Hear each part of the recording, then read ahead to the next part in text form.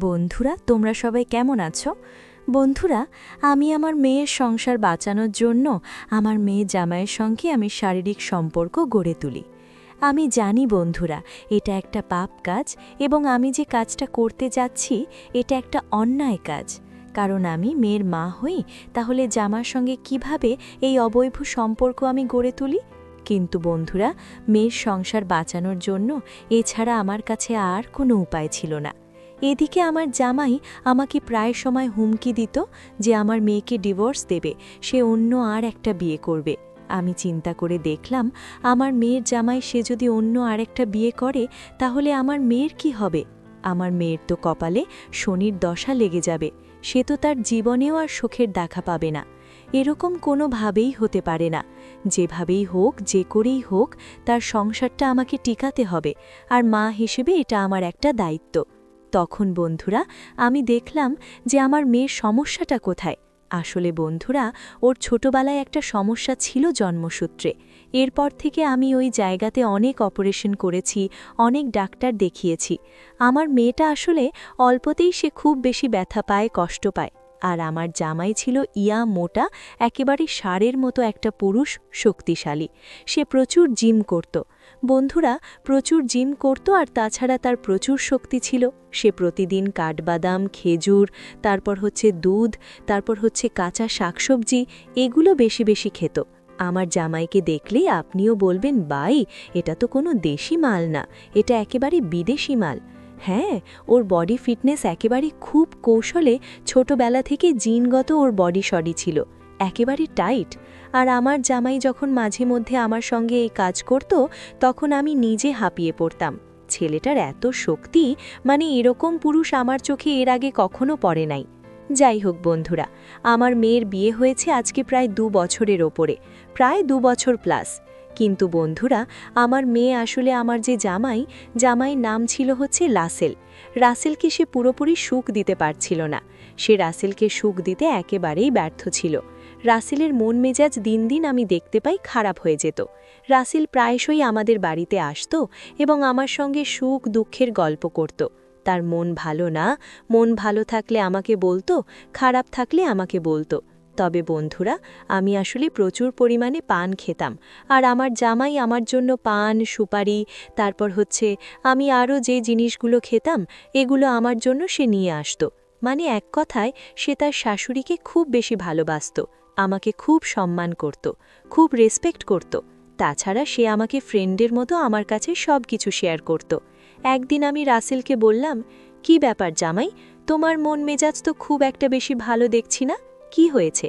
তখন রাসেল আমাকে বলছে, আর বলেন না শাশুড়ি মা, আপনি এত সুন্দর জোয়ান মধ্যে একটা মহিলা, আরে আপনার যে একটা মেয়ে আছে, আপনাকে দেখলে তো এটা বোঝাই যায় না, আর মনে হচ্ছে আপনাকে আরও 3-4টে বিয়ে দেওয়া যাবে।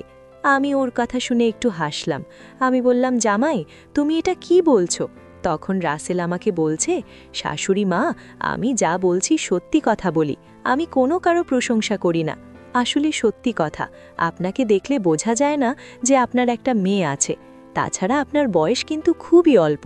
আপনার বয়স সত্যি কথা শাশুড়ি মা, আপনাকে দেখলে তো একেবারেই কোনো বোঝার উপায় নেই যে আপনার এরকম একটা মেয়ে আছে। আর আপনার মেয়ে দেখেন, আপনি এরকম জোয়ান মধ্যে একটা মহিলা, আর আপনার মেয়ে এখনও বাচ্চা কাচ্চার মা হলো না, তাতে কেমন যেন তিনি পড়েছে না? ওই মেয়ে আমার হবে না। আমি চিন্তা করছি শাশুড়ি মা, আমার মনে হয় আর একটা বিয়ে করতে হবে। আমি জামাই এমন কথা শুনে আমি জামাইকে বললাম, বাবা, তুমি এটা কি বলছো? তুমি কি পাগল হয়ে গেছো? তোমার তো অলরেডি একটা বউ আছে, আমার মেয়ে আছে না? তখন বলছে, আপনার ওই মেয়ে আমার তো কিছুই হচ্ছে না। আমি বললাম, বাবা, তুমি এমন করে বলছো কেন? কি হয়েছে? তখন রাসেল আমাকে বলছে, আর এই শাশুড়িমা বলেন না, আপনি এত সুন্দর জোয়ান মধ্যে একটা মহিলা, অথচ আপনার মেয়ে, সে তো আমার দুঃখ কষ্ট কোনো কিছুই বোঝে না। সে সারাক্ষণ আমার সঙ্গে শুধু অজুহাত দেখায়। আমি তার স্বামী, সেটা কাগজে কলমে, কিন্তু একটা স্বামীর যা পাওয়া দরকার আপনার মেয়ে আমাকে আর কোনো কিছুই দিতে পারে নাই। সারাক্ষণ আমার থেকে দূর দূর করে থাকে। বিয়ের পর আজকে প্রায় 2.5 বছর হয়ে গেছে, কিন্তু শাশুড়ি মা, এখন আমি আসলে স্ত্রী সুখ দেখে ওরকম সুখ পাইনি। তাছাড়া আপনার মেয়েও তে কোনো মা হতে পারেনি। আসলে সবাই আমার দিকে আঙ্গুল তোলে, আপনার মেয়ে তো একেবারে প্রসাদ। সবাই বলে আমার নাকি ক্ষমতা নেই, আমার নাকি দুর্বলতা, আমার নাকি সমস্যা। আমি যে কে দালাল মাঝে আসি শাশুড়ি মা, আসলে বলতে পারবো না। পুরুষের যে এত সমস্যা কি করে আপনার কাছে বলে? তখন আমি জামার কাছে জানতে চাইলাম, কি হয়েছে রে বাবা, তুমি আমার কাছে খুলে বলো। আরে আমি তো তোমার বন্ধুর মতো, তাই না? তুমি তো আমাকে ফ্রেন্ডের মতোই ভাবো। হ্যাঁ, আমি তোমার শাশুড়ি মা হতে পারি, কিন্তু আমি তোমার বন্ধু, তোমাকে সব সময় টেক কেয়ার করে। বলো, আমার কাছে কি হয়েছে? তুমি আমাকে না বললে আর কার কাছে বলবে? তখন জামাই আমার কাছে বলতেছে, শাশুড়ি মা, আসলে আপনার যে ফিটনেস, আপনার মেয়ে তো এটা কিছুই না। আপনি এমন একটা মেয়ে দিলেন যে আমাকে শারীরিক সুখ দিতে পারে না।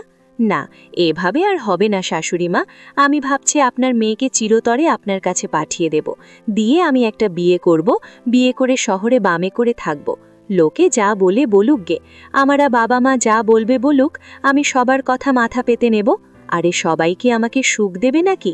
আমাকে শান্তি দেবে নাকি? আমি সুখ পাচ্ছি না, শান্তি পাচ্ছি না। আপনার মেয়েকে যে কারণে বিয়ে করলাম, দেখতে শুনতে তো ভালোই ছিল, কিন্তু সে তো আমাকে একেবারে তৃপ্তি দিতে পারে না, সুখ দিতে পারে না। আরে আপনার মতো শরীর হলে তাও তো হয়তো ওই শরীরে কোনো মাংসই নাই, আর কোনো মজাই পাই না। আমি জামাইয়ের কথা শুনে বুঝলাম যে আমার মেয়ে জামাইকে একেবারেই সুখ দিচ্ছে না, কিছুই দিচ্ছে না। আমার জামাই বলছে সে নাকি আর একটা বিয়ে করবে। আমি বললাম, তুমি আর একটা বিয়ে করলে আমার মেয়ের কি হবে? তখন সে বলছে, আপনার মেয়েকে আপনার বাড়িতে রেখে দেন, ওই মেয়েকে দিয়ে আমি কি করব? আমার সুখ সুখ বুঝে না, আমাকে তৃপ্তি দেয় না, আদর করতে দেয় না, সে নাকি ব্যথা পায়, তার নাকি ওই সমস্যা এই সমস্যা। আমার বাড়িতে যাওয়ার পর তাকে কত ডাক্তারের কাছে নিয়ে গিয়েছি শাশুড়ি মা, কত ওষুধ খাওয়াচ্ছি, তারপরে সে ভালো হচ্ছে না, আমাকেও দিচ্ছে না। আর এভাবে দিনের পর দিন একটা পুরুষ মানুষ না থাকতে পারে না শাশুড়ি মা, খুব কষ্ট হয়। আমি জামাইয়ের মুখে সেদিন এমন কথা শুনে রীতিমতো অনেকটা ঘাবড়ে যায়। জামাই যদি আরেকটা বিয়ে করে সুখের আশায়, তাহলে তো আমার মেয়ের ভবিষ্যৎটা একেবারে পুরোপুরি বলা চলে শেষ হয়ে যাবে, তাকে আবার পুরোপুরি বন্ধ হয়ে যাবে। আমি বললাম, না বাবা, তুমি আরেকটা বিয়ে করতে পারো না। দেখো, তুমি আমার মেয়েকে বিয়ে করেছ, বিয়ের অনুষ্ঠান হয়েছে, সবাই জানাজানি হয়ে গেছে, এখন এতদিন পরে এসে তুমি আরেকটা বিয়ে করবে, এটা কি? আসলে মানুষ তো তোমাকে ভালো চোখে দেখবে না, খারাপ বলবে। তখন জামাই বলছে, বলুক গে, মানুষের কথায় কি আসে যায়? মানুষ তো কত কিছুই বলবে। দেখেন শাশুড়ি মা, মানুষ কি বলবে না বলবে আমি এত কিছু দাঁড়ি না। আসলে আমার লাগবে, আমার সুখের দরকার। আমার ভিতরটা একেবারে পুরো অশান্ত হয়ে আছে, আগুন জ্বলছে।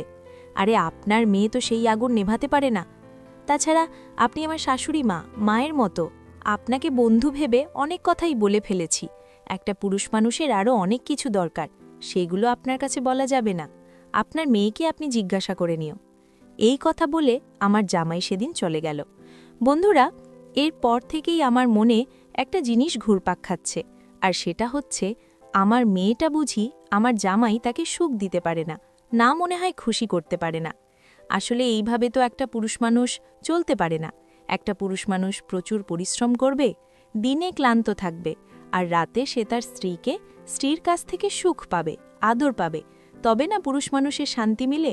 এখন ঘরের বউ যদি আরাম না দেয়, ঘরের বউ যদি সুখ না দেয়, তাহলে তো সেই পুরুষ মানুষ অন্য নারীর দিকে তার চোখ যাবেই, অন্য নারীকে সে তো বিয়ের কথা বলবেই। আমি আমার মেয়েকে বললাম, আমার মেয়ের নাম ছিল শাপলা, আর আমার নাম ছিল বন্ধুরা মালতী। আমি আমার মেয়েকে ফোন করে বললাম, হেরে মা, এগুলো কি শুনছি তোর নামে? তখন আমার মেয়ে বলছে, মা কি হয়েছে? আমি বললাম, মা, জামাই তো তোর উপরে অতিষ্ঠ হয়ে আছে, তুই কি জামাইকে সুখ দিস না, নাকি বেচারা তো সুখের জন্য একেবারে পুরো পাগল হয়ে আছে, ক্লান্ত হয়ে আছে? দেখ মা, এভাবে একটা পুরুষ মানুষ চলতে পারে না। আর তোর বাবা, তাকে তো আমি দিনরাত ২৪ ঘন্টা দরজা বন্ধ করে দিতাম। সে তো মাঝে মধ্যে অফিসেই যেত না, কাজেই যেত না, সারাক্ষণ আমার চিপায় চিপায় থাকত। আর তোমার স্বামী সারাক্ষণ আমার কাছে এসে তোর নামে বদনাম বলে, তোর বন্ধুবান্ধবদের কাছে বলে। দেখ, ঘরের কথা বাইরের লোকে জানলে এটা খুব খারাপ বিষয়, ঠিক আছে? তাছাড়া তোর স্বামী আরেকটা বিয়ে করতে যাচ্ছে। তখন আমার মেয়ে বলছে, উপর থেকে কলে করুকে, আরেকটা বের করুক, বের করে মজা বুঝুক। আমার কি, আমি বাড়ি ছেড়ে যাচ্ছি না। আর তাছাড়া মা, আপনার জামাইয়ের চাহিদা আমি পারি না। আমার আসলে ব্যথা করে, আমার শরীরে সমস্যা, আমি আসলে মা পারি না। আমার মেয়ের কথা শুনে আমি রীতিমতো অনেকটা অভিমান করলাম, আমি রীতিমতো রাগ করলাম। আমি মেয়েকে একটু জানিয়ে দিয়ে বললাম, এসব কি বলছিস? অলক্ষী কথা? হ্যাঁ, তোর জামাই আরেকটা বিয়ে করবে আর তুই বলছিস করুকে, কোনো সমস্যা নেই। তুই তো না, তো সংসারটা মনে হয় এবার যাবেই। তারপর বন্ধুরা, আমি চিন্তা করে দেখলাম যে আমার জামাই যেটা চায় সেটা যদি আমি তাকে দেই তাহলে তো আর কোনো সমস্যা নেই। হ্যাঁ, তাছাড়া জামাই তো মাঝে মধ্যে আমার এখানে আসে, তাছাড়া আমার বাসার সঙ্গে জামাইয়ের অফিস। তবে আমাকে যদি আমার বাসায় থাকতে বলে, তাকে যদি আমি একটু সুখ দিই, আর জামাই তো আমাকে বলল যে আমি নাকি অনেক সুন্দরী, আমার এখনও অনেক ফিটনেস। হ্যাঁ, আমার মেয়ের নাকি আমার মতো ফিটনেস নাই। তো আমি যদি জামাইকে একটু সুখ দেখি, একটু এত সোহাগ দেই, তাহলে তো আর জামাই অন্য কোনো মেয়েকে বিয়ে করার চেষ্টা করবে না। আর সে যদি অন্য কাউকে বিয়ে করার চেষ্টা না করে, তাহলে তো বন্ধুরা সে আমার মেয়ের সংসার তো অন্তত বেঁচে যাবে। আর মেয়ের মা হিসেবে এটুকু তো আমি করতেই পারি। তারপর বন্ধুরা আমি জামাইকে বললাম, একদিন ফোন করলাম, হ্যালো বাবা, রাসেল কি করছো? তখন রাসেল আমাকে বলছে, হ্যাঁ এই তো আছি, অফিসে যাব। আমি তখন বললাম, তুমি অফিস শেষ করে একটু বাড়িতে আসো তো আজকে। তখন রাসেল আমাকে বলল, কেন, কি হয়েছে? আমি বললাম, আরে বাবা, তুমি একটু আসো না, একটা দরকার আছে তোমার সঙ্গে, জরুরি একটা কথা আছে। তখন সে আমাকে বলল, না আজকে যেতে পারবো না, ভালো লাগছে না, অফিসে যাব, যাওয়ার পর চলে আসব, আজকে একটা জায়গায় যেতে হবে, একটা পার্টি আছে। আমি বললাম, আরে পার্টি তো সব সময় করা যাবে, শোন না আজকে তোমাকে আসতেই হবে, আর ভালো ভালো রান্নাও করেছি, আর একটা জরুরি দরকার আছে তোমার। তখন সে আমাকে বলল, কি দরকার, ফোনে বলেন। তখন আমি বললাম, এটা ফোনে বলা যাবে না, আসতে হবে, ঠিক আছে? আর তুমি যদি না আসো তাহলে কিন্তু খুব বড় একটা জিনিস মিস করে ফেলবে। আজকে তোমাকে এমন একটা জিনিস খাওয়াবো, তুমি সুখে একেবারে পুরো আনন্দে একদম বয়ে যাবে। আমার মুখে এমন কথা শুনে জামাই তো দাদা খুশি, কি এমন জিনিস আমাকে দেবে যে আমি সুখ পাবো, শান্তি পাবো। আমার জামাইয়ের চোখে মুখে আমি দেখলাম তখন হাসি ফুটে উঠল, এবং সে আমাকে বলল, হ্যাঁ শাশুড়ি মা, আমি আসব, তাহলে আজকে আর অফিস যাব না, আমি এখনই চলে আসছি সকালবেলা। তখন আমি বললাম, হ্যাঁ হ্যাঁ হ্যাঁ, এখনই তুমি চলে আসো। তখন বন্ধুরা জামাই সকালবেলায় চলে আসো আমার কাছে, এসে বলছে, শাশুড়ি মা, এত জরুরি তলব দিলেন যে, আপনি তো এর আগে কখনো এত জরুরি তলব দিয়ে আমাকে ডাকেন নাই। হ্যাঁ, কি যেন বলছিলেন আমাকে মোবাইলে? তখন আমি বললাম, এদিকে আসো, আমার মেয়েটা তোমাকে সুখ দিচ্ছে না, এই কথাটা তুমি আমাকে বলবে না আগে? তখন জামাই বলছে, আপনি শাশুড়ি মা, আপনাকে বললে কি আর না বললে কি? আমি বললাম, তুমি অন্তত আমার কাছে এই কথাটা বললে আমি তোমার জন্য একটা ব্যবস্থা করতে পারতাম। আরে, তখন জামাই বলছে, এখন তো সবকিছু জেনে গেলেন, বলেন এখন কি ব্যবস্থা করছেন? আমি জামাইয়ের চোখে মুখে তখন হতাশা দেখেছি, তার চোখের নিচে আমি কালো দাগ দেখেছি। আমি বুঝতে পারলাম আমার জামাই রাসেল, সে দিনের পর দিন, রাতের পর রাত ওই জিনিসটা না পেয়ে সে টেনশনে টেনশনে তার চোখের নিচে পুরো একদম কালো হয়ে গেছে, সে খুব টেনশন করে। আমার জামাই কখনোই সিগারেট খেত না, কিন্তু ইদানিং সে আমার সামনেই সিগারেট খাচ্ছে। আমি তার শাশুড়ি মা, অথচ তার কোনো খেয়ালই নেই। আমাকে যে সম্মানটুকু দেওয়ার কথা, রেসপেক্ট করার কথা, সে আমাকে সেই সম্মানটুকু এখন আর করছে না, সে একটুকু এখন আর আমাকে দেখাচ্ছে না। আমি জামাইকে বললাম, আজকাল শাশুড়ি মায়ের সামনেই সিগারেট খাচ্ছ, বাহ ভালো তো, এটা খুবই ভালো। তখন সে আমাকে বলল, আর শাশুড়ি মা, আপনার মেয়েকে যখন ডিভোর্স দিয়ে দেব তখন তো আপনি আমার শাশুড়ি মা থাকবেন না। তখন আমি বললাম, আচ্ছা জামাই, তোমার কাছে আমাকে কেমন লাগে? জামাই তখন বলল, শাশুড়ি মা, আপনিও না কি যে মজা করেন, আপনি তো সুন্দরীর চাইতেও সুন্দরী, আপনার গোলুমুলু ডাল, ঠোঁট, নাক, চোখ সবকিছুই তো অনেক সুন্দর। আমি বললাম, তাই নাকি? হ্যাঁ, তা তুমি তো আমাকে কখনো এভাবে দেখোই না। এই জামাই, তোমার শ্বশুর, সে যে বিদেশে থাকে, তোমার কি সে খেয়াল আছে আমার মতো এরকম ঠোসা একটা কড়া একটা জিনিস দিনের পর দিন যে এভাবে একা একা আছি, তোমার কি সে খেয়াল আছে? একটা বড় তোর শাশুড়ির কোনো খেয়াল নেই, খবর নেই? নাই, শাশুড়ি কেমন আছে, কোথায় আছে কোনো কিছু তখন জানতে চাও নাই? খুব তো বরাবর আলাপ করো। আমার মেয়ের জামাই আমার মুখে এমন কথা শুনে আমি দেখছি সে তো খুব খুশি হচ্ছে। সে আমাকে বলছে, আপনি এবার কেমন শাশুড়ি, আমাকে তো কখনো আপনার ধারে কাছে যাওয়ার সুযোগই দেন নাই। আরে আমি তো অনেকবারই চেয়েছি। আমি বললাম, তাই বুঝি? আচ্ছা আচ্ছা জামাই, তুমি যদি আমাকে পাও, হ্যাঁ, তাহলে কি করবে? তখন জামাই বলছে, আপনাকে মন মতো একদম ভরে আদর করব, আমার কোলে নিয়ে। আমি বললাম, তাই বুঝি? তা আমাকে সামলাতে পারবে? তখন জামাই আমাকে বলছে, আপনি আমার খেলা সম্পর্কে কোনো ধারণা নাই। হ্যাঁ, আপনাকে সামলাতে পারবো না, আপনার মতো 5 জনকে সামলাতে পারবো। আমি বললাম, আচ্ছা হ্যাঁ, তো পাওয়ার তোমার আমার মতো 50 জনকে তুমি সামলাতে পারবে, সেটা এখনও প্রমাণ হয়ে যাবে। আগে আমাকে তুমি সামলে দেখাও, তারপর না হয় দেখি আমার মতো 5 জনকে কিভাবে সামলাও। জামাই তো এই কথা শুনে তার মুখে একেবারে পুরো লাড্ডু ফুটে উঠল। জামাই তখন বলল, শাশুড়িমা সত্যি? আমি বললাম, হ্যাঁ রে বাবা, হ্যাঁ, একেবারে সত্যি বলছি। তখন জামাই আমাকে বলছে, শাশুড়িমা, আপনার সঙ্গে এটা তো আমার ভেবেই অনেক বেশি আনন্দ পাচ্ছি, আমার তো খুব ভালো লাগছে। আপনি সত্যিই তো দেবেন নাকি মজা করছেন? আমি বললাম, এটা কি মজা করার জিনিস? এখনই আমি তোমাকে দিব। তা শোনো বাবা, আমি তোমাকে একটা শর্ত দিতে পারি, তার আগে তোমাকে আগে কথা দিতে হবে। জামাই রাসেল তখন বলল, কি কথা? শাশুড়িমা, আপনি বলুন না, আমি আপনার সব শর্তে রাজি। আমি বললাম, আমি তোমাকে এখন প্রতিদিন সুখ দেব, তুমি আমার এখানে থাকবে, আমার এখানে থেকে এখন থেকে তুমি অফিস করবে। তখন জামাই এই কথা শুনে বলল, এই তো ভালো খবর। আরে আপনার হাতের রান্না যে এত স্বাদ, আমি তো এখানেই থাকতে চাই, কিন্তু আপনার কষ্ট হবে বলে আমি এখানে থাকি না। ঠিক আছে, আপনি যেহেতু নিজের মুখেই বললেন, তাহলে আমি এখন এখান থেকেই অফিস করব, ওই বাড়িতে আমি আর যাচ্ছি না। তখন আমি বললাম, যাক, শোনো জামাই, তুমি আর একটা বিয়ে করতে পারবে না, আর আমার মেয়েকে আজকের পর থেকে ডিভোর্স দেওয়ার কথা তুমি মুখে আনতে পারবে না। দেখো, আমার মেয়েটা একটু অসুস্থ, বাচ্চা মানুষ, ওর কিন্তু এখনো বয়স হয় নাই, ওর বয়স হওয়ার আগেই ওর বিয়ে হয়ে গেছে। আমি আসলে তোমার মা বাবার রিকোয়েস্টে ওকে বিয়েটা দিয়েছি। ছোট মানুষ, দেখো, আস্তে আস্তে বয়স হয়ে গেলে তখন সবকিছু ঠিক হয়ে যাবে, তো তখন হয়তো শেষ তোমাকে সুখ দিতে পারবে, আর ততদিনে তুমি তোমার শাশুড়ির সঙ্গে মজা লুটে নাও। আসুন জামাই, শুধু তুমি একটা মজা পেলে চলবে না কিন্তু, আমি যদি মজা না পাই, আমি যদি তৃপ্তি না পাই, তাহলে কিন্তু তোমাকে দিব না। তুমি যদি আমাকে সিটি স্পিড না করতে পারো, তাহলে কিন্তু যাওয়াই হুম, বলে দিলাম, হবে না কিন্তু। জামাই তখন আমাকে বলল, শাশুড়িমা, আমি আপনাকে চরম সুখ দেব, আপনাকে এক অন্য জগতে নিয়ে যাব। আমি বললাম, হ্যাঁ, দেখেছ, তোমাদের ছেলেদেরকে তোমরা শুধু বড় বড় ডায়লগ মারতে পারো, কাজের বেলায় একদমই কাজ করতে পারো না। আচ্ছা আসো দেখি কেমন কাজ করতে পারো। তারপর বন্ধুরা, আমি আমার মেয়ের জামাই রাসেলকে রুমের দিকে নিয়ে গেলাম। তারপর আমি দরজাটা বন্ধ করে দিলাম। এখন সকাল প্রায় 8টা বাজে। আমি অলরেডি ঘুম থেকে উঠে গোসল করেছি, নাস্তা করেছি। এদিকে রাসেল, সে তাকে আমি নাস্তা করিয়েছি।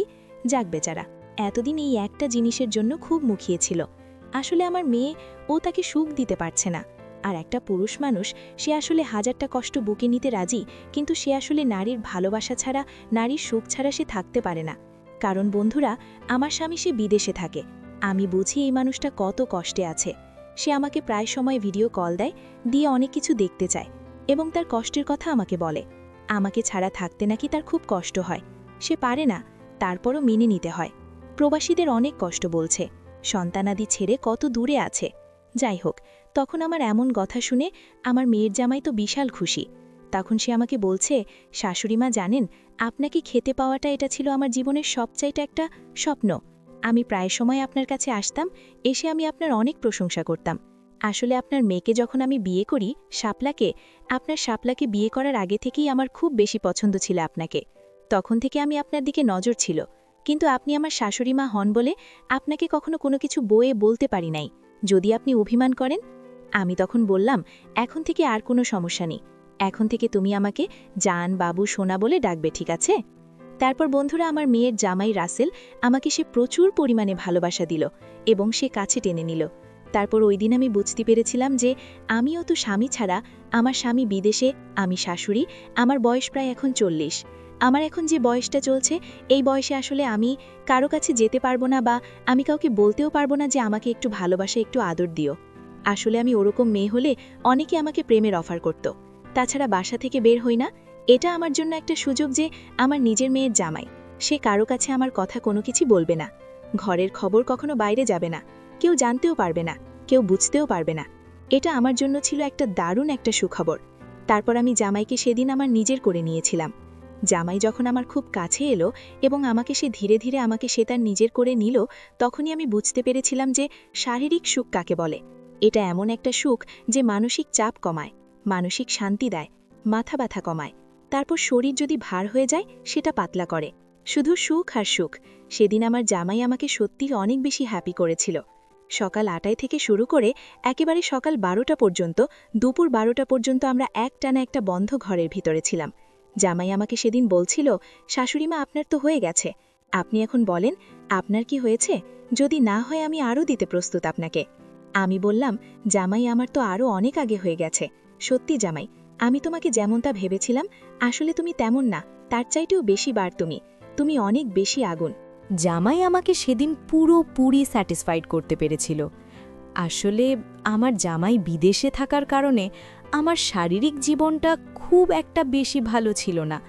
৫ বছর পরে পরে আমার স্বামী দেশে আসে। আসার পর হয়তো ২ মাসের জন্য আসে। আসলে ওই দেখা যায় আত্মীয় স্বজনের বাড়িতে ঘুরতে যায় আর আমাকে ১ মাস সময় দেয়। এই ১ মাসে একটা মেয়ের কোনো কিছুই হয় না। তো এরকম একটা যুবক ছেলে আমি আমার পার্টনার হিসাবে পাবো, এটা আমি কখনোই ভাবি নাই। বন্ধুরা, তো এই দিনটা ছিল আমার জন্য একটা স্বপ্নের একটা দিন, স্বপ্নের একটা জগৎ। ওই দিন আমি খুব বেশি সুযোগ পেয়েছিলাম, খুব বেশি আনন্দ পেয়েছিলাম। এরপর থেকে জামাই তার কাপড় চোপড় নিয়ে এসে আমার বাসা থেকেই সে অফিস করত। রাতের বেলা সে আমাকে প্রায়শই তার নিজের স্ত্রী মনে করে, বিয়ে করা বউ মনে করে আমার সঙ্গে সে রাত কাটাত।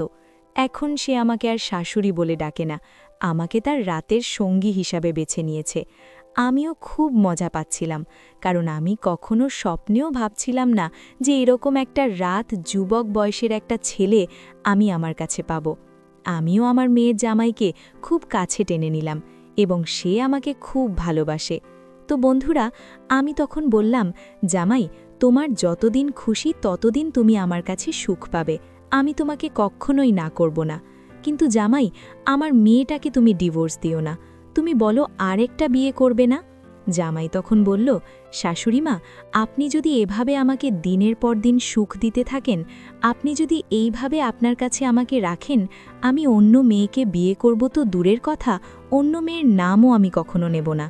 আরে আমি তো অন্য কোনো মেয়েকে কখনো বিয়ে করতেই চাই নাই, আমি তো সেদিন আপনাকে ভয় দেখিয়েছিলাম। তখন আমি বললাম, ঠিক আছে, আমার মেয়েটাকে আমি সুস্থ করে তুলব, তারপর তুমি আমার মেয়েটাকে একটা বাচ্চা দিও। তো বন্ধুরা, এইভাবে দিনের পর দিন আমরা কাজ চালিয়ে যাচ্ছিলাম। একদিন আমি জামাইকে বললাম, জামাই, আমার জন্য একটা ওই যে জন্ম নিয়ন্ত্রণ যে ট্যাবলেট ওষুধ, এই একটা ওষুধ নিয়ে এসো তো। জামাই তখন আমাকে বলল, কেন শাশুড়িমা, আপনি কি প্রেগনেন্ট হয়ে যাচ্ছেন? আমি বললাম, হচ্ছি না, কিন্তু হতে কতক্ষণ। শোনো, তোমার শ্বশুর আব্বা সে তো বিদেশে থাকে, আর এই বয়সে যদি তুমি আমাকে বাচ্চা দাও, হ্যাঁ, যদি আমার পেট বড় হয়ে যায় রে বাবা, তাহলে সমাজের মানুষ, আশেপাশের মানুষজন আমাকে কি বলবে বলো তো? এক তো আমার স্বামী থাকে বিদেশে, তার উপর আবার যদি বাচ্চা হয়, তুমি তো নিজেই বুঝে রে বাবা। আমি আর কি বলবো। তখন জামাই আমার জন্য একটা জন্ম নিয়ন্ত্রণ যে তিলগুলো আছে এটা নিয়ে আসলো। তারপর বন্ধুরা, আমি বলে গিয়েছিলাম যে আমার স্বামী বিদেশে থাকে। এইভাবে দিনের পর দিন আমি সুখ পাচ্ছিলাম, আমি মজা পাচ্ছিলাম। আসলে বন্ধুরা, মানুষ বাঁচায় বা কদিন? মানুষের জীবনে টাকা পয়সা তাই সবচাইতে মুখ্য বিষয়। মানুষের জীবনের সবচাইতে মুখ্য বিষয় হচ্ছে আসলে সম্পর্ক। আমাদের এই শরীরটা চিরজীবন থাকবে না, কিন্তু যতদিন আছে এই শরীরটা আসলে একজন মানুষ ব্যবহার করা উচিত। দেখবেন যে কোনো জিনিস যদি ব্যবহার না হয় সেখানে কিন্তু মরিচা পড়ে যায়, জং ধরে যায়। তো আমি চাই না যে আমার শরীরে মরিচা পড়ে যায়, জং গলে যাক, কারণ মাটির দেহ মাটি খাবে, তো মানুষ খেলে ক্ষতি কি? তো বন্ধুরা, কেমন লাগলো আমার আজকের এই সংলাপটির স্টোরিটা? তুমি অনেকেই আমাকে কমেন্ট করে বলল, আপু, তোমার গল্প আমাদের খুব ভালো লাগে। তো যাদের যাদের ভালো লাগে আজকের এই ভিডিওতে তারাই শুধু কমেন্ট করবে। আর শোনো, তোমরা কমেন্ট করলে, ভিডিওতে লাইক করলে আমরা কিন্তু উৎসাহ পাই তোমাদের জন্য আরও নতুন নতুন গল্প নিয়ে আসার জন্য। আর তোমরা কেমন ধরনের গল্প চাও, কি গল্প শুনতে চাও, চাইলে আমাকে সেটাও কমেন্ট করে জানাতে পারো। আমি তোমাদের কমেন্টের ওপর ভিত্তি করে সামনে আরও নতুন নতুন গল্প নিয়ে হাজির হব তোমাদের জন্য। বন্ধুরা, সেই পর্যন্ত তোমরা ভালো থেকো, সুস্থ থেকো, টাটা।